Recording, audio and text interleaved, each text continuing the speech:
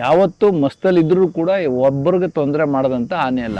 Rope ಇದೆ, ಒಡೆದು ಸಾಯಿಸಿ ಕರಳಲ್ಲೇ ಪಾಪ ಈಚೆ ಬಂದಿತ್ತು. ನಾವೇ ಹೋಗಿದ್ದು ಅಲ್ಲಿ. ನನ್ನ ಕಣ್ಣಾರ ನೋಡಿದೆ, ಒಂದು ಸಣ್ಣ ಮಗು, ಒಂದು 3 ವರ್ಷ 4 ವರ್ಷದ ಮಗು, ಅದು ಕರಿವಿಲ್ದಂಗೆ ಆ ಆನೆ ನೋಡಿ ಖುಷಿಗೆ ಹತ್ರಕ್ಕೆ ಹೋಗ್ಬಿಡ್ತು. ಇದು ಒಂದು ಚೂರು ಪಾಪ ಅದನ್ನು ಮಗು ಕೂಡ ಏನು ಒಂದು ಚೂರು ಏನು ಇದು ಮಾಡಲಿಲ್ಲ. ನನಗೆ ಆವಾಗ ತುಂಬ ಖುಷಿ ಆಯ್ತು. ಎಷ್ಟೋ ಸಾರಿ ಅವರಿಬ್ಬರೇ ಹೋಗಿದ್ದಾರೆ, ಯಾರೋ ವೆಂಕಟೇಶು ಅಕ್ರಮ್ ಇಬ್ಬರೇ ಹೋಗಿದ್ದಾರೆ. ಏನಾಗುತ್ತೆ ಮಸ್ತಲ್ಲಿದ್ದಾಗ, ಯಾವುದೇ ಎಲಿಫೆಂಟ್ ಇರ್ಬೋದು, ಇನ್ನೊಂದು ಆನೆಯನ್ನು ನೋಡಿದಾಗ ಅಗ್ರೆಸಿವ್ನೆಸ್ ಜಾಸ್ತಿ ಆಗುತ್ತೆ. ಸರ್, ಗಜೇಂದ್ರನು ನಿಮ್ಮ ಪೀರಿಯಡಿಂದನೇ ಬರ್ತಾರ ಆನೆ, ದಸರಾ ಆಗಿರ್ಬೋದು, ಕಾರ್ಯಾಚರಣೆ. ಈಗ ಸುಮಾರು ಸೋಷಿಯಲ್ ಮೀಡಿಯಾದಲ್ಲಿ ಒಂಥರ ಸುನಾಮಿ ಥರ ಅದು ಹಬ್ತು. ಒಂದು ಕ್ಯಾಂಪಿಂದ ಇನ್ನೊಂದು ಕ್ಯಾಂಪ್ ಶಿಫ್ಟ್ ಮಾಡಬೇಕು, ಅದಕ್ಕೆ ಅಲ್ಲಿರೋಕ್ಕಾಗ್ತಾಯಿಲ್ಲ, ವ್ಯವಸ್ಥೆ ಸರಿಗಿಲ್ಲ ಅಂತ. ಈಗ ಯಾವ ರೀತಿ ನಿಮಗೂ ಖುಷಿ ಆಗ್ತಾ ಇದೆ ಏನು ಸರ್? ಒಂದು ಕ್ಯಾಂಪಿಂದ ಈಗ ಮತ್ತಿಗೋಡು ಕ್ಯಾಂಪಿಗೆ ಬಂದಿದೆ. ಇಲ್ಲ, ಗಜೇಂದ್ರನ್ ಬಗ್ಗೆ ಅದರ ಹಿನ್ನೆಲೆ ಹೇಳ್ಬೇಕು ಅಂದರೆ 1986ರಲ್ಲಿ ಡಾಕ್ಟರ್ ಚೆಟ್ಟಿಯಪ್ಪನವರು ಕಟ್ಟೆಪುರ ಹಾಸನ ಆಲೂರು ರೇಂಜಲ್ಲಿರ್ತಕ್ಕಂಥ ಕಟ್ಟೆಪುರ ಅನ್ನೋ ಇದರಲ್ಲಿ ಸೆರೆ ಹಿಡ್ದಂಥ ಆನೆ ಬಲರಾಮ, ಅದು ಒಂದು 4-5 ಆನೆ ಆ ಟೈಮ್ನಲ್ಲಿ ಕ್ಯಾಪ್ಚರ್ ಮಾಡಿದ್ದಾರೆ. ಸೊ ಅಲ್ಲಿಂದ ಅದರದ್ದು ಕ್ಯಾಪ್ಚರ್ ಮಾಡಿ 89ಇಂದ ಬಲರಾಮ ಅಂಬಾರಿ ಆಗ್ತಾನೆ. ಇವನು 87ಗೋ ಏನೋ 87 ಬಲರಾಮ 99ನಿಂದ ಬರ್ತಾನೆ. ಇವನು 96 97ಇಂದನೇ ದಸರಾಕ್ ಬರ್ತಾ ಇದೆ. ಯಾರು? ಗಜೇಂದ್ರ. ಸೊ ಬಂದ 1 or 2 years ಅಲ್ಲಿ ಏನಾಗಿದೆ, ಅದರ ಮುಖದ ಅಂದ ಲಕ್ಷಣ, ಅದ್ರ ಕೊಂಬು ಎತ್ತರ ಎಲ್ಲ ನೋಡಿ ಶ್ರೀಕಂಠದತ್ತ ನರಸಿಂಹರಾಜ ಒಡೆಯರವರೇ ಪಟ್ಟದಾನಿಯಾಗಿ ಸೆಲೆಕ್ಟ್ ಮಾಡ್ಕೊಳ್ತಾರೆ ಅದನ್ನ ಆವಾಗಲೇ. ಯಾಕೆಂದ್ರೆ ತುಂಬಾ ಸೌಮ್ಯವಾದ ಆನೆ ಅದು. ನಾನು ಕಣ್ಣಾರ 2000 ಇಸ್ವಿಲ್ ಬಂದಾಗ ಒಂದ್ಸಾರಿ ನಾಗರಹೊಳೆ ಕ್ಯಾಂಪ್ಗೆ, ಆವಾಗ ನಾಗರಹೊಳೆಲ್ಲೂ ಒಂದು ಕ್ಯಾಂಪ್ ಇತ್ತು, ಅಲ್ಲೂ 2 ಆನೆನೋ 3 ಆನೆ ಇತ್ತು. ಸೊ ನಾನು ಹೋದಂಥ ಟೈಮ್ನಲ್ಲಿ ನನ್ನ ಕಣ್ಣಾರ ನೋಡಿದೆ, ಒಂದು ಸಣ್ಣ ಮಗು, ಒಂದು 3 ವರ್ಷ 4 ವರ್ಷದ ಮಗು, ಅದು ಕರಿವಿಲ್ದಂಗೆ ಆ ಆನೆ ನೋಡಿ ಖುಷಿಗೆ ಹತ್ರಕ್ಕೆ ಹೋಗ್ಬಿಡ್ತು. ಇದು ಒಂದು ಚೂರು ಪಾಪ ಅದನ್ನ ಮಗು ಕೂಡ ಏನು ಒಂದು ಚೂರು ಏನು ಇದು ಮಾಡಲಿಲ್ಲ. ನನಗೆ ಆವಾಗ ತುಂಬ ಖುಷಿ ಆಯ್ತು. ಇಂಥ ಸಾಧು ಆನೆ, ಅಂಥ ಸಾಧು ಆನೆ ಅದು. ಸೊ ನಂತರದಲ್ಲಿ ಅದ್ರ ಬಗ್ಗೆ ನಾವು ನೋಡ್ತಾ ಬಂದಾಗ ಅದು ಪಟ್ಟದಾನೆಯಾಗಿ ಸೆಲೆಕ್ಟ್ ಮಾಡಿರೋದು ತುಂಬ ಸೂಕ್ತವಾದ ಆನೆ ಅಂತ ನನಗಂತೂ ಅನ್ನಿಸ್ತು. ಆಮೇಲೆ ಸತತವಾಗಿ ಬರ್ತಾಯಿತ್ತು ಅದು. ಪ್ರತಿ ವರ್ಷ ಬಂದ್ರೂ ಕೂಡ ಅದಕ್ಕೂ ಕೂಡ ನಾವು ಬೆನ್ನ ಮೇಲೆ ಭಾರವನ್ನು ಏರಿ ಅದಕ್ಕೂ ಕೂಡ ತಾಲೀಮನ್ನು ಕೊಟ್ಟಿದ್ದೀವಿ ಹಲವಾರು ವರ್ಷಗಳ ಕಾಲ.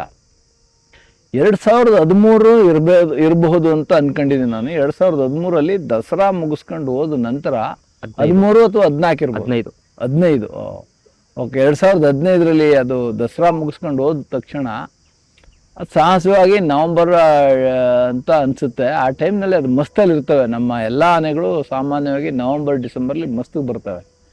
ಇದು ಕೂಡ ಮಸ್ತಲ್ಲಿತ್ತು. ಆ ಮಸ್ತಲ್ಲಿದ್ದಾಗಲೂ ಕೂಡ ಅದು ಇಷ್ಟು ವರ್ಷಗಳ ಕಾಲ ಯಾವತ್ತೂ ಮಸ್ತಲ್ಲಿದ್ದರೂ ಕೂಡ ಒಬ್ಬರಿಗೆ ತೊಂದರೆ ಮಾಡದಂಥ ಆನೆ ಅಲ್ಲ. ಯಾಕೆಂದರೆ ನಾವು ದಸರಾದಲ್ಲೇ ಅದನ್ನು ನೋಡಿದ್ದೀವಿ. ಆ ಗಣಪತಿ ಮಾವುತ ಏನಿದ್ದ, ಅವನು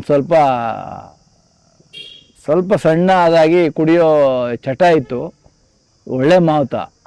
ಆ ಚಟ ಇದ್ರೂ ಕುಡಿದ್ಬಿಟ್ಟು ಬಂದು ಒಂದೊಂದ್ಸರಿ ಎಷ್ಟೋ ಸರಿ ಆನೆ ಕಾಲು ಕೆಳಗಡೆ ಮಲಿಕೊಂಡು ನನ್ನ ತುಳಿ ಅಂತ ಅನ್ನೋ ಥರದಲ್ಲಿ ಮಲಗ್ತಿದ್ದ. ನಾವು ದಸರಾದಲ್ಲಿ ನಾವು 2-3 ಸಾರಿ ಸೈಡ್ಗೆಲ್ಲ ಎಳೆದು ಈ ಥರ ಎಲ್ಲ ಮಾಡಬೇಡಪ್ಪ, ಸ್ವಲ್ಪ ಬೇಸರ ಆಗುತ್ತೆ, ಮುಂದೆಲ್ಲ ಒಂದಿನ ಅದಕ್ಕೆ ಅಗ್ರೆಸಿವ್ ಆದಾಗ ಅದು ನಾವೇ ಅದನ್ನ ದಾರಿ ಮಾಡಿಕೊಟ್ಟಾಗುತ್ತೆ. ಇಂಥ ಒಳ್ಳೆ ಆನೆಗೆ ನೀನು ಈ ಥರ ಎಲ್ಲ ಮಾಡೋದು ಸೂಕ್ತ ಅಲ್ಲ ಅಂತೇಳಿ ಅವನಿಗೆಲ್ಲ ಬೈದು ಬುದ್ಧಿ ಹೇಳಿದ್ವಿ ನಾವು, ಅಕ್ರಮು, ನಾವೆಲ್ಲ ಅವನಿಗೆ ಸುಮಾರು ಸಾರಿ ಇದು ಮಾಡಿದ್ದು. ಆದರೂ ಅದು ಸ್ವಲ್ಪ ಡ್ರಿಂಕ್ಸ್ ಇದ್ದಾಗ ಅವನ ಬಿಹೇವಿಯರ್ ಸ್ವಲ್ಪ ಅದೇ ಥರ ಇತ್ತು.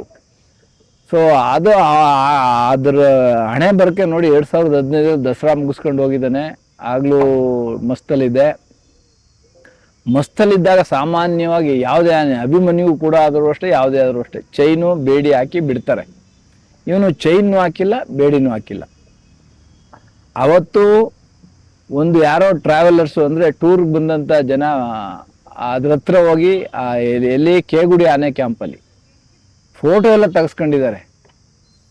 ಫೋಟೋ ತೆಗೆಸ್ಕೊಂಡ್ರು ಕೂಡ ಯಾರಿಗೂ ಏನೂ ಮಾಡಲಿಲ್ಲ. ಅವ್ರು ಫೋಟೋ ತೆಗೆಸ್ಕೊಂಡು ಮೇಲ್ಗಡೆ ಬಂದಿದ್ದಾರೆ. ಇದು ಮಸ್ತಲ್ಲಿದ್ದು, ಕಾಲಲ್ಲಿ ಚೈನು ಬೇಡಿ ಏನೂ ಇಲ್ಲ. ಅಲ್ಲಿಗೆ ಶ್ರೀರಾಮ ಆನೆ ಎಂಟರ್ ಆಗಿದೆ. ಸಿ ಏನಾಗುತ್ತೆ, ಮಸ್ತಲ್ಲಿದ್ದಾಗ ಯಾವುದೇ ಎಲಿಫೆಂಟ್ ಇರ್ಬೋದು, ಇನ್ನೊಂದು ಆನೆಯನ್ನು ನೋಡಿದಾಗ ಅಗ್ರೆಸಿವ್ನೆಸ್ ಜಾಸ್ತಿ ಆಗುತ್ತೆ. ಸಿಕ್ಕಾಪಟ್ಟೆ ಸಿಟ್ಟು ಬಂದು ಅದೇನು ಮಾಡಿದೆ, ಅದನ್ನ ಹೊಡಿಲಿಕ್ಕೆ ಹೊರಟೋಗಿದೆ. ಶ್ರೀರಾಮನೇ ಗಜೇಂದ್ರನ್ ಹಿಡಿದಿದ್ದು, ಅದು ನೆನ್ಪು ಬಂದಿರ್ಬೋದು. ಇರ್ಬೋದು, ಬಟ್ ಅದ್ರ ಆ ಟೈಮ್ನಲ್ಲಿ ಅದಕ್ಕೆ ಅವೆಲ್ಲ ಅರಿವು ಬರಲ್ಲ. ಯಾವಾಗಲೂ ಅಷ್ಟೇ ಮಸ್ತಲ್ಲಿ ನಿಮಗೆ ನಾರ್ಮಲ್ ಇದ್ದಾಗ ಇರ್ತಕ್ಕಂಥ ಆನೆ ಬಿಹೇವಿಯರ್ ಏನಿರ್ತದೆ, ಮಸ್ತ್ ಪೀರಿಯಡ್ಲಿ ಅದ್ರ 20 ಪಟ್ಟು ಜಾಸ್ತಿ ಅಗ್ರೆಸಿವ್ನೆಸ್ ಆಗುತ್ತೆ. ಸಿಟ್ಟು ಸಿಕ್ಕಾಪಟ್ಟೆ ಇರ್ತದೆ ಅದು. ಸೊ ಅಂಥ ಟೈಮ್ನಲ್ಲಿ ಏನಾಗಿದೆ, ಅದು ಕ್ಯಾಂಪ್ಗೆ ಎಂಟ್ರ್ ಆಗೋದಕ್ಕೂ ಇವರು ಫೋಟೋ ತೆಗ್ಸಿ ಮೇಕ್ ಬರೋದಕ್ಕೂ ಒಂದಾಗಿದೆ. ಇವನು ಹಿಂದೆ ಸಡನ್ ಆಗಿ ಆನೆ ಬರ್ತಾ ಇದ್ ನೋಡಿ, ಇದು ಓಡಕ್ ನೋಡ್ತಾ ಇದೆ ಅಂತೇಳಿ ಅದನ್ನ ಕಂಟ್ರೋಲ್ ಮಾಡಲಿಕ್ಕೆ ಹೋಗಿ ಓಡಿದ್ದಾನೆ. ಫಸ್ಟೇ ಇವನಿಗೆ ಅಲ್ಲಿ ಹೊಡೆದು ಸಾಯಿಸ್ಬಿಡ್ತದು. ಅದು ತುಂಬ ಬೇಸರ ಆಗುತ್ತೆ ನೋಡಿ. ಆ ಟೈಮ್ನಲ್ಲಿ ಅವನು ಸ್ವಲ್ಪ ಬುದ್ಧಿ ಉಪಯೋಗಿಸಿ ಒಂದು ಚೈನು ಬೇಡಿ ಹಾಕಿದ್ರೆ ಆ ಅಪಘಾತ ತಪ್ಪುತ್ತಾ ಇತ್ತು. ಯಾಕೆಂದ್ರೆ ಅಲ್ಲಿ ಶ್ರೀರಾಮ ಆನೆಗೆ ಏನಾಗಿದೆ, ಚೈನು ಬೇಡಿ ಎರಡೂ ಇದೆ. ಅದು ಫಾಸ್ಟಾಗಿ ಓಡ್ಲಿಕ್ಕೆ ಆಗಲ್ಲ. ಇದರ ಕಾಲಲ್ಲಿ ಚೈನು ಬೇಡಿ ಏನೂ ಇಲ್ಲ, ಇದು ಕಾಡಾನೆ ಓಡ್ದಂಗೆ ಓಡುತ್ತದೆ. ಸೊ ಆ ಟೈಮ್ನಲ್ಲಿ ಅದನ್ನ ಅಟ್ಟಾಡ್ಸ್ಕೊಂಡೋಗಿ ಅಲ್ಲೊಂದು ಸ್ಕೂಲ್ ಬರುತ್ತೆ ಕೇಗುಡಿನಲ್ಲಿ. ಸ್ಕೂಲ್ ಹಿಂಭಾಗ ಅದನ್ನ ಒಂದು ರೀತಿ ಸ್ಲೋಪ್ ಇದೆ, ಒಡೆದು ಸಾಯಿಸಿ ಕರಳಲ್ಲೇ ಪಾಪ ಈಚೆ ಬಂದಿತ್ತು. ನಾವೇ ಹೋಗಿದ್ದು ಅಲ್ಲಿ ಸ್ಪಾಟ್ಗೆ, ಪೋಸ್ಟ್ ಮಾರ್ಟಮ್ ಎಲ್ಲ ನಾವೇ ಮಾಡಿದ್ವಿ. ಸೊ ಅದೆಲ್ಲ ತುಂಬ ಅಂಥ ಒಳ್ಳೆ ಆನೆ ನೋಡಿ ಯಾವ ರೀತಿ ಚೇಂಜ್ ಆಗುತ್ತೆ ಬಿಹೇವಿಯರ್ ಅನ್ನೋದಕ್ಕೆ. ಸೊ ಅದೊಂದು ನಮ್ಮ ಕಣ್ಣೆದುರಿಗೆ ನಡೆದಂಥ ಘಟನೆಗಳವು. ಬಟ್ ಆದರೆ ದಸರಾದಲ್ಲಿ ಯಾವತ್ತೂ ಕೂಡ ಒಬ್ಬರಿಗೆ ತೊಂದರೆ ಮಾಡಲಿಲ್ಲ. ಈವನ್ ಆ ಇನ್ಸಿಡೆನ್ಸ್ ಆದಮೇಲೂ ಕೂಡ ನೆಕ್ಸ್ಟ್ ಇಯರ್ಗೆ ಬಂತು. ಆದರೆ ಪಟ್ಟದಾನಿಯಾಗಿ ಬಂತು, 2 ವರ್ಷ ಬಂತು. ಬೇರೆ ಮಾತನ್ನು ಚೇಂಜ್ ಮಾಡಿದ್ವಿ, ಬಂತು 2 ವರ್ಷ. ಬಟ್ ಪಟ್ಟದಾನಿಯಾಗಿ ನಿಲ್ಲಿಸ್ಬಿಟ್ರು. ಯಾಕೆಂದರೆ ಒಂದು ಕಳಂಕ ಬಂದ ಮೇಲೆ ಸೊ ಅದು ಬೇಡ ಅಂತೇಳಿ ಆಲ್ಟರ್ನೇಟಿವ್ ಆಗಿ ನಮ್ಮ ಇನ್ನೊಂದು ಆನೆನ, ಗೋಪಿ ಆನೆನ, ವಿಕ್ರಮ ಗೋಪಿ ಎರಡು ಇದು ಮಾಡ್ಕೊಂಡ್ರು. ಸೊ ಈ ಥರ ನೋಡ ಅದೊಂದು ನಂತರ ಅದು ಅಲ್ಲದೆ ಅದಕ್ಕೂ ಮೊದಲೇ ಶ್ರೀಕಂಠ ದತ್ತ ನರಸಿಂಹರಾಜ ಒಡೆಯರವ್ರು ತೀರ್ಕೊಂಡಾಗಲೂ ಕೂಡ ಅವ್ರಿಗೆ ತುಂಬ ಪ್ರಿಯವಾದ ಆನೆ ಅಂತೇಳಿ ಆ ಸತ್ತಂಥ ಕಾರ್ಯದಲ್ಲಿ ಅದನ್ನೂ ಕರೆಸಿದ್ರು. ಮೈಸೂರಿಗೆ ಬಂದಿತ್ತದು, ಹೌದು. ಬಂದು ಅವರ ಶವಯಾತ್ರೆಯಲ್ಲಿ ಭಾಗವಹಿಸಿ ಸೊ ಕರ್ಕೊಂಡು ಹೋಗಿದ್ರು.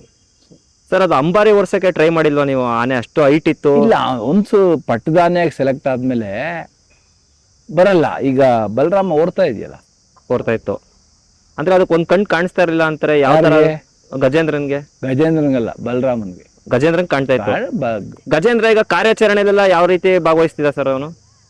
ಎಲ್ಲ ಸಾಮಾನ್ಯ ಕ್ಯಾಪ್ಚರ್ ಆಪರೇಷನ್ ಅಲ್ಲಿ ಮೆಜಾರಿಟಿ ಬರ್ತಾ ಇದ್ದಾವೆ ಎಲ್ಲಾನು. ಮೆಜಾರಿಟಿ. ಈಗ ಆನೆಗಳನ್ನ ಕರ್ಕೊಯ್ತಿರಲ್ಲ ಸರ್ ಕಾರ್ಯಾಚರಣೆಗೆ, ಈಗ ಯಾವ ಆನೆಗೆ ಏನೇನ್ ರೋಲು ಅಂತ ಹೆಂಗ್ ಡಿಸೈಡ್ ಮಾಡ್ತೀರಾ ಸರ್? ಈ ಆನೆ ಈ ಕೆಲಸ. ಸಾಮಾನ್ಯವಾಗಿ ನಾವು ಈಗ ಆನೆ 2 ಕಾಲ್ಗೂ ಹಗ್ಗ ಹಾಕ್ತಿವಿ, ಟ್ರ್ಯಾಂಕ್ಲೈಸ್ ಮಾಡಿ ಅದು ಮಲಗಿದಾಗ ಏನು ಮಾಡ್ತೀವಿ, ಫಸ್ಟ್ ಮಾಡೋದು ನಾವು ಫಸ್ಟು ಟೆಂಪರೇಚರ್ ನೋಡ್ತೀವಿ. ಅದ್ರ ಬಾಡಿ ಟೆಂಪ್ರೇಚರ್ ಜಾಸ್ತಿ ಆಯ್ತಿದ್ದಂಗೆ ನೀರನ್ನ ಅಲ್ಲಲ್ಲಿ ಹಾಕಿಸ್ತಾ ಇರ್ತೀವಿ. ಸೊ ನೀರು ಹಾಕ್ಸ್ಬಿಟ್ಟು 1 ಗಂಟೆ ಒಳಗಡೆ ಹಿಂದ್ಗಡೆ 2 ಕಾಲ್ಗೂ ಹಗ್ಗ ಕಟ್ಟಲೇಬೇಕು, ಕತ್ತಿಗೆ ಹಗ್ಗ ಹಾಕ್ಲೇಬೇಕು, ಅಷ್ಟರೊಳಗೆ ಮುಗಿಸ್ಕೋಬೇಕು ಇವರು. ಸೊ ಅದ್ರಲ್ಲಿ ಏನು ಮಾಡ್ತೀವಿ, ಮೇಜರ್ ರೋಲು ಅಭಿಮನ್ಯು ಸರಿ ಎಳೀಲಿಕ್ಕೆ ಇದು ಮಾಡಲಿಕ್ಕೆ ಅಂದ್ಬಿಟ್ಟು ಅವನ್ನ ಒಂದು ಸ್ಪೇರ್ ಆಗಿ ಇಟ್ಕೊಳ್ತೀವಿ. ಯಾಕೆಂದರೆ ಈ ಕಾಡಾನೆ ಆ ಕಡೆ ಈ ಕಡೆ ನುಗ್ಗಿದಾಗ ಈಗ ಮರನ ಸುತ್ತಗೊಟ್ಟೋಗುತ್ತೆ. ಆ ಕಡೆ ಒಂದು ಎಳಿತಾ ಇರುತ್ತೆ, ಈ ಕಡೆ ಒಂದು ಎಳಿತಾ ಇರುತ್ತೆ. ಮಧ್ಯೆ ಕಾಡು ಅಂದರೆ ನಿಂಗೆ ಬಯಲು ಇರಲ್ಲ, ಅದು ಫುಲ್ ಮರಗಳಿರ್ತವೆ. ಎಲ್ಲಂದ್ರಲ್ಲಿ ನುಗ್ಗಿದಾಗ ಏನಾಗುತ್ತೆ, ಹಗ್ಗ ನುಲ್ಕೊಳ್ಳೋ ಸಾಧ್ಯತೆ ಇರ್ತದೆ. ಅದಕ್ಕೆ ಅಭಿಮನ್ಯು ಸ್ಪೇರ್ ಆಗಿರ್ತೀವಿ. ಯಾಕೆಂದ್ರೆ ಎಲ್ಲಿ ನುಗ್ಗಿದ್ರು ಅವನು ವಾಪಸ್ ಅವನ್ನ ತರಿಸ್ತಿದ್ದ. ಅವನ್ನ ಇಟ್ಕೊಂಡು ಸಾಮಾನ್ಯವಾಗಿ ಗಜೇಂದ್ರ ಆನೆ ಡ್ರ್ಯಾಗ್ ಮಾಡ್ಲಿಕ್ಕೆ ಕತ್ನಾಗ ಅವನಿಗೆ ಕಟ್ತಿದ್ದು. ಯಾಕೆಂದ್ರೆ ಒಳ್ಳೆ ಪರ್ಸನಾಲಿಟಿ ಇದ್ದಂಥ ಆನೆ. ಸೊ ಧೈರ್ಯವಾಗಿ ಎಳಿತಾನೆ ಅಂದ್ಬಿಟ್ಟು ಕಟ್ತಾ ಇದ್ವಿ. ಉಳಿದಂಥ ಆನೆಗಳಿಗೆ ಕಾಲ್ನಗ್ಗನ ಕಟ್ಟಿ ತಳಿಸ್ತಾ ಇದ್ವಿ. ಸೊ ಆ ಥರ ಮಾಡ್ತಿದ್ವಿ. ಮೇಜರ್ ರೋಲು ಗಜೇಂದ್ರನೂ ಮಾಡಿದ್ದಾನೆ. ಈಗ ಇಡೀ ಇಂಡಿಯಾದಲ್ಲಿ ಅಭಿಮನ್ಯು ಬಿಟ್ರೆ ಎಷ್ಟು ಕಾರ್ಯಾಚರಣೆ ಮಾಡಿರೋದೇ ಗಜೇಂದ್ರನೂ ಬಂದಿದೆ. ಗಜೇಂದ್ರ ಬಂದಿದೆ, ಭರತ ಬಂದಿದೆ, ಹರ್ಷ, ವಿಕ್ರಮ, ಮೆಜಾರಿಟಿ ಪ್ರಶಾಂತ. ಕೆಲವು ಸಾರಿ ಏನಾಗ್ತವೆ, ಈಗ ಫಾರೆಸ್ಟಲ್ಲಿ ಯಾವುದೋ ಒಂದು ಹುಲಿ ಬಂತು ಅಂತಲೋ ಇನ್ಯಾವುದೋ ಕಾರ್ಯಾಚರಣೆಗೆ ಹೊರಟೋಗಿರ್ತವೆ. ಸೊ ಆ ಟೈಮ್ನಲ್ಲಿ ಕೆಲವು ಸ್ಕಿಪ್ ಆಗ್ತವೆ. ಸೊ ಉಳಿದಿರೋ ಆನೆಯಲ್ಲಿ ಯಾವುದು ದಿ ಬೆಸ್ಟ್ ಅದನ್ನ ನಾವು ಕ್ಯಾಪ್ಚರ್ಗೆ ಉಪಯೋಗಿಸ್ಕೊಂಡಿರ್ತೀವಿ. ವಿಕ್ರಮನು ಅಷ್ಟೇ ಕೆಲಸ ಮಾಡಿದೆ.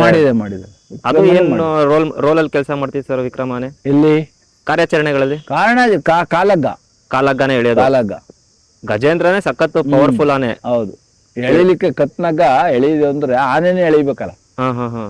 ಶಕ್ತಿಯುತವಾಗಿದ್ದಂತ ಆನೆಗಳಲ್ಲಿ ಅದೊಂದು ಬರ್ತಾ ಗಜೇಂದ್ರನು ಎಳೆದಿದೆ ನಮ್ಗೆ. ಈಗ ನೀವು ಡಾಟ್ ಮಾಡಿದ್ಮೇಲೆ ಸರ್ ಆನೆನ ಎಷ್ಟು ನಿಮಿಷದಲ್ಲಿ ಈಗ ಮಾವುತರು ಕಾವಾಡಿಗಳು ಹಗ್ಗ ಕಟ್ಟಬೇಕು ಅದಕ್ಕೆ?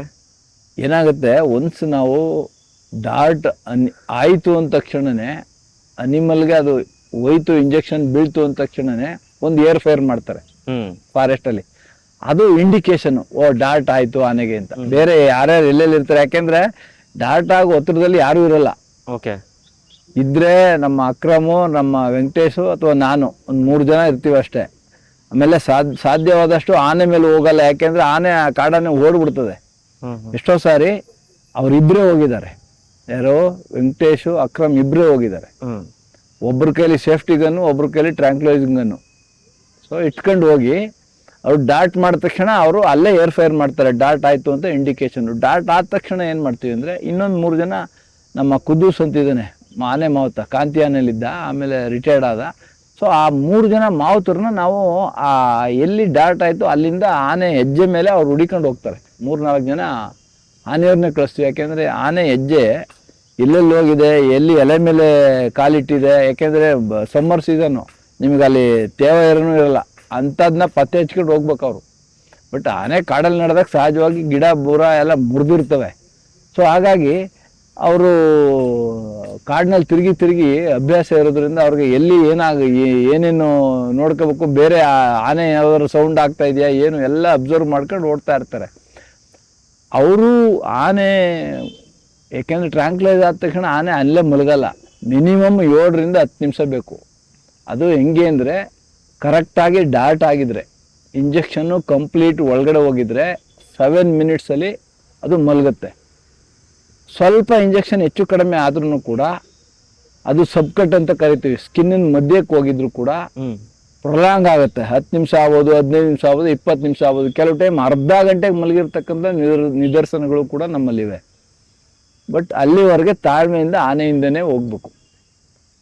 ಈಗ ನೀವು ಹೊಡಿತಿದ್ದ ಮೆಡಿಸಿನ್ಗೂ ಇವಾಗ ಕೊಡ್ತಾರ ಮೆಡಿಸಿನ್ಗೂ ಚೇಂಜ್ ಇದೆ ಸರ್? ಇಲ್ಲ, ಕಂಪ್ನಿ ಚೇಂಜ್ ಅಷ್ಟೇ, ಬೇರೆ ಎಲ್ಲ ಕಂಪ್ನಿಯಿಂದ ಬರ್ತಾ ಇದೆ. ಆವಾಗ ನಮಗೆ 10 ml 10.5 ml ಕಾಂಬೋ ಪ್ಯಾಕ್ ಅಂತ ಬರ್ತಾಯಿತ್ತು.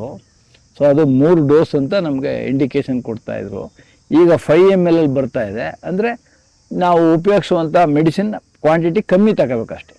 ಆವಾಗ 3.5 ml ತಗೊಳ್ತಿದ್ವಿ, 1.25 ml 1.5 ml ಇದ್ರೆ ಮ್ಯಾಕ್ಸಿಮಮ್ ಆಗುತ್ತೆ. ಸುಮಾರು ಜನ ಹೇಳ್ತಾರೆ ಮೊದಲೆಲ್ಲ ಸೌತ್ ಆಫ್ರಿಕಾದಿಂದ ಬರೋ ಮೆಡಿಸಿನ್ ಚೆನ್ನಾಗಿತ್ತು, ಈಗ ಮೇಡ್ ಇನ್ ಇಂಡಿಯಾ ಬರ್ತಾ ಇತ್ತು, ಆಫ್ರಿಕಾದಿಂದನೂ ಬರ್ತಾ ಇತ್ತು. ಕಂಪನಿ ಅವು ಎಲ್ಲಿರ್ತವೆ, ಯಾಕೆಂದ್ರೆ ಇವೆಲ್ಲ ನಾರ್ಕಾಟಿಕ್ ಡ್ರಗ್ಸು, ಎಲ್ಲಂದ್ರಲ್ಲೂ ಉಪಯೋಗಿಸೋಕ್ಕಾಗಲ್ಲ. ನೀವು ಕಾಮನ್ ಮೆಡಿಕಲ್ ಸ್ಟೋರ್ಲಿ ಸಿಗೋದು ಇಲ್ಲ ಅವು ಕಾನ್ಸು. ಅದನ್ನ ನಂದನ್ ಕಾನ್ಸು ಅಂತ ಇತ್ತು ಹಿಂದೆ, ಅವರೇ ಡ್ರಗ್ ಕಂಟ್ರೋಲ್ ಆಫ್ ಇಂಡಿಯಾದಿಂದ ಪರ್ಮಿಷನ್ ತಗೊಂಡು ತರಬೇಕೇ ಹೊರತು ಅದು ಸುಮ್ಮನೆ ಎಲ್ಲರಿಗೂ ಕೊಡಲ್ಲ ಅದನ್ನ. ಸೊ ಅದನ್ನ ನಂದನ್ ಕಾನ್ ಝೂನವ್ರು ಏನು ಮಾಡ್ತಿದ್ರು, ಎಲ್ಲಿ ಕ್ಯಾಪ್ಚರ್ ಆಪರೇಷನ್ ಆಗ್ತಾ ಇತ್ತು ಅಲ್ಲಿ ನಮ್ಮ ಈ ಕರ್ನಾಟಕ ಸ್ಟೇಟಲ್ಲಿ ಮಾಡ್ತೀವಿ ಅಂದರೆ, ಕರ್ನಾಟಕ PCCF ವೈಲ್ಡ್ ಲೈಫ್ ಏನಿರ್ತಾರೆ ಅವರು ಲೆಟರ್ ಹಾಕ್ತಾರೆ, ನಮ್ಗಿಷ್ಟು ಆನೆ ಹಿಡಿಬೇಕು ಅಂತಿದ್ದೀವಿ, ನಮ್ಗೆ ಇಷ್ಟು ಮೆಡಿಸಿನ್ ಬೇಕು, ತಾವು ಕಳಿಸ್ಕೊಡಿ ಅಂತಾರೆ. ಅದಕ್ಕೆ ತಕ್ಕಂತೆ ಪೇಮೆಂಟ್ ಇವರು ಮತ್ತೊಂದು ಏನೋ ಇಲಾಖೆ ವಹಿಸಿ ಇರ್ತವೆ ಅವು. ಸೊ ಅದನ್ನು ಅವರು ಇದು ಮಾಡ್ಕೊಂಡು ಅವ್ರು ಕಳಿಸ್ಕೊಡ್ತಾ ಇದ್ರು. ಈಗ ಮೈಸೂರು ಝೂಗೂ ಆ ಪರ್ಮಿಷನ್ ಸಿಕ್ಕಿದೆ ಅಂತ ಗೊತ್ತಾಯಿತು. ಸರ್, ಈಗ ಆನೆ ಮೇಲೆ ಹೋಗಿ ಡಾಟ್ ಮಾಡ್ತೀರಾ ಇಲ್ಲ ನಡ್ಕೋಗಿ ಡಾಟ್ ಮಾಡ್ತೀರಾ? ಮಿಸ್ ಆಗೋಯ್ತು, ಈಗ 2 ಡಾಟ್ ಮಿಸ್ ಆಯ್ತು ಅನ್ಕೊಳ್ಳಿ, ಈಗ ಮೆಡಿಸಿನ್ ಅದು ಲೆಕ್ಕ ಕೊಡಬೇಕು? ಖಂಡಿತ ಕೊಡಲೇಬೇಕು. ಈಗ ಮೆಡಿಸಿನ್ ಖಾಲಿ ಆಗೋದ್ರೆ ಯಾವ ತರ ಸರಿ ಕಾರ್ಯಾಚರಣೆನೇ ಅವತ್ತಿನ ಸ್ಥಗಿತ ಆಗುತ್ತೆ? ಇನ್ನೇನು ವಿಧಿನೇ ಇಲ್ವಲ್ಲ, ಯಾಕೆಂದ್ರೆ ಮೆಡಿಸಿನ್ ಏನು ನಮ್ಮ ಹತ್ರ ಜಾಸ್ತಿ ಇರ್ತಿತ್ತು ಅವಾಗ ನಮ್ಗೆ. ನಾವೇನ್ ಮಾಡ್ತಿದ್ವಿ, ಈಗ ನೀವು ನಮ್ಮ ವೆಂಕಟೇಶ ಅಲ್ಲಿ ಅಕ್ರಮ ಅಲ್ಲಿ ನಾವು ಹೋಗ್ತಾ ಇದಾರೆ ಅಂದ್ರೆ 1 ಮಾಡ್ತಿರ್ಲಿಲ್ಲ, ನಾವು 2-3 ಮಾಡಿಟ್ಕೊಳ್ಬೋದು. 2-3ರಲ್ಲಿ 1 ಮಿಸ್ ಆದ್ರೂ ಇನ್ನೊಂದಕ್ಕೆ ಸಿಗೋದು. ಅದನ್ನ ಉಳಿದಂತ ಮೆಡಿಸಿನ್ ನಾವ್ ಏನಿದೆ ಅದರಲ್ಲಿ ಅದನ್ನ ಡ್ರಾ ಮಾಡಿ ಮತ್ತೆ ವಾಯಲ್ಗೆ ಹಾಕೊಳ್ತಾ ಇದ್ವಿ. ನೀವು ಪ್ರತಿ MLಗೂ ಲೆಕ್ಕ ಕೊಡ್ಬೇಕು? ಖಂಡಿತ ಕೊಡ್ಲೇಬೇಕು. ಅದಕ್ಕೆ ಈಗ ಗಜೇಂದ್ರ ಈಗ ಮತ್ತಿಗೂಡು ಕ್ಯಾಂಪಿಗೆ ಬಂದಿದ್ದಾರೆ, ನಿಮ್ಗೆ ಎಷ್ಟು ಖುಷಿ ಅನ್ಸುತ್ತೆ ಸರ್ ಇವಾಗ? ಅಲ್ಲ, ಅದೇನಾಗಿತ್ತು 2016 ಅದು ಆನೆ ಆವಾಗ ಶ್ರೀರಾಮ ಇದು 2 ಇದ್ದುದಲ್ಲಿ ಯಾವಾಗ ಅದು ಸತ್ತೋಯ್ತು, ಇದು ಏನಾಯ್ತು, ಅದ್ರ ಸಾವಿನ ನಂತರ ಇದು ತಪ್ಪಿಸ್ಕೊಂಡು ಓಡ್ಬಿಡ್ತು. ಸತತವಾಗಿ 4 ದಿವಸ ಆದ್ರೆ ಹಿಂದೆ ಸುತ್ತಿರೋದು ನಾವೆಲ್ಲ. ಇದೇ ಅಭಿಮಾನ್ಯು ತಗೊಂಡೋಗಿ ಇನ್ನೂ 2-3 ಆನೆ ತಗೊಂಡೋಗಿ ಕೊನೆಗೆ ನಮ್ಮ ಬಿಳಿಗಿರಂಗನ ದೇವಸ್ಥಾನದ ಬೆಟ್ಟ ಅದ್ರ ಹತ್ರ ಒಳಗಡೆ ಇಂಟೀರಿಯರ್ ಫಾರೆಸ್ಟಲ್ಲಿ ಇದ್ದ, ಅಲ್ಲೋಗಿ ಡಾರ್ಟ್ ಮಾಡಿ ಮತ್ತೆ ಅವನ್ನ ಅಂದ್ರೆ ಲೈಟ್ ಸಿಂಪಲ್ ಸೆಡೇಷನ್ ಕೊಟ್ಟು ಸೊ ಮತ್ತೆ ಕರ್ಕೊಂಡು ಬಂದು ಕ್ಯಾಂಪಿಗೆ ಬಿಟ್ವಿ. ಅಲ್ಲಿಂದ ಒಂಟಿ ಆದ ಅವನು. ನಾವಿದ್ದಾಗಲೇ 2018-19 ಅದು ಬಂಡೀಪುರಕ್ಕೆ ಶಿಫ್ಟ್ ಮಾಡ್ಲಿಕ್ಕೂ ಕೂಡ ಆದೇಶ ಆಗಿತ್ತು. ಅದ್ಯಾಕೋ ಅವರು ಕಳಿಸ್ಲೂ ಇಲ್ಲ. ಕಳಿಸ್ದೇ ಇದ್ರು ಪರವಾಗಿಲ್ಲ, 12 ಆನೆನ ಅಲ್ಲಿಗೆ ಶಿಫ್ಟ್ ಮಾಡ್ಕೊಂಡಿದ್ರು ಅದು ಒಂಟಿ ಆಗೋದು ತಪ್ಪಿತ್ತು, ಇನ್ನೂ ಅಲ್ಲಿ ಕ್ಯಾಂಪು ದೊಡ್ಡದಾಗೋದು. ಸೊ ಈಗ ಏನೋ ಒಂದು ಡಿಸಿಷನ್ ತಗೊಂಡು ನಾನು ನೋಡಿದೆ, ಪೇಪರ್ನಲ್ಲೆಲ್ಲ ಬಂದಿತ್ತು. ಸೊ ಮತ್ತಿಗೋಡು ಆನೆ ಶಿಬಿರಕ್ಕೆ ಅದನ್ನು ಈಗ ಅದೊಂದು ಒಂಟಿತನ ತಪ್ಪುತ್ತಲ್ಲ. ಈಗ ಅಲ್ಲಿ ಬೇರೆ ಬೇರೆ ಆನೆ ಇರ್ತವೆ.